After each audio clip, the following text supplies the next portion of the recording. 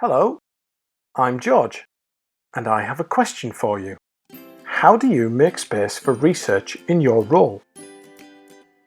Not sure? If I were to ask you how research influences my care, could you tell me?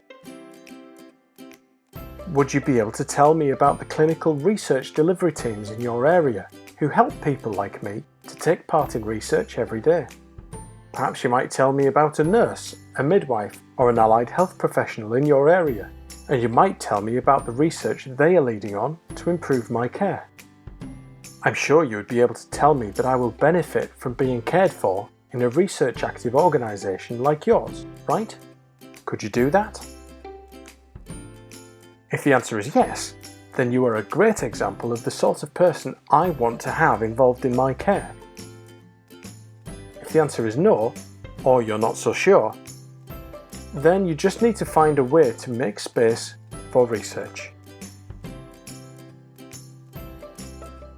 There have been lots of positive changes in relation to research in the NHS. People like me are now much more involved in deciding what research needs to be done. Almost every NHS organisation is now engaged in research, and this has led to research delivery teams supporting people like me to take part in research to help improve our care in the future.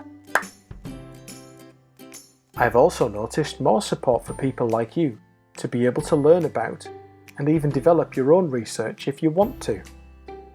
Seeing nurses, midwives and allied health professionals leading research into my care is really important to me because you're the people taking care of me every day. There are national funding schemes, support from your local clinical research network, and there are people here in your organisation working with you and behind the scenes to support you and your teams to be able to turn research ideas into reality. However, there are still challenges, and we need to do a lot more to make space for research.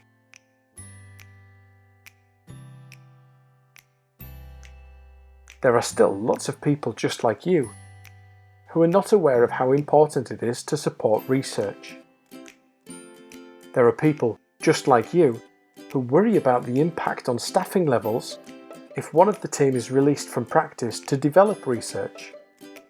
And there are people just like you who are a bit frightened of it. But perhaps this is because they don't understand how they can fit research into a busy service, especially when there are lots of people like me to take care of.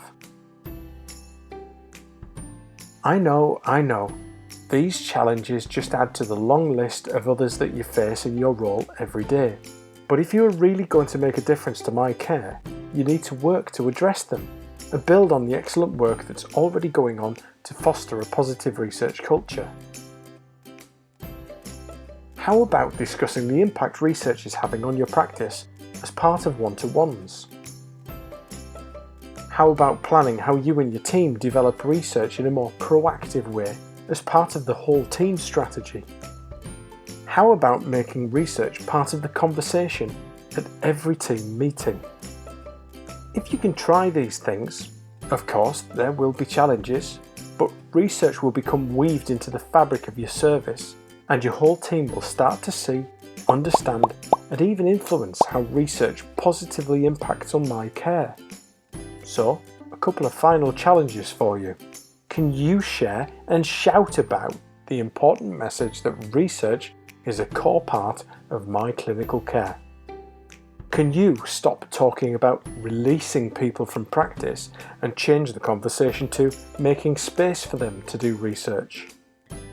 And can you take time to encourage others to do the same? If you can, you'll be halfway there and I will be a happier and better cared for patient. You just have to make space for research.